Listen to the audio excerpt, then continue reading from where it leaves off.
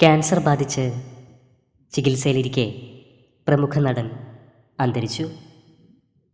നിരവധി ടെലിവിഷൻ പരമ്പരകളിലും സിനിമകളിലും ശ്രദ്ധേയമായ കഥാപാത്രങ്ങളെ അവതരിപ്പിച്ച അമേരിക്കൻ നടൻ എറിക് ആൻഡേഴ്സണാണ് അന്തരിച്ചത്. കഴിഞ്ഞ ശനിയാഴ്ച ലോസ് ഏഞ്ചലസിലെ വീട്ടിൽ വെച്ചായിരുന്നു അന്ത്യം.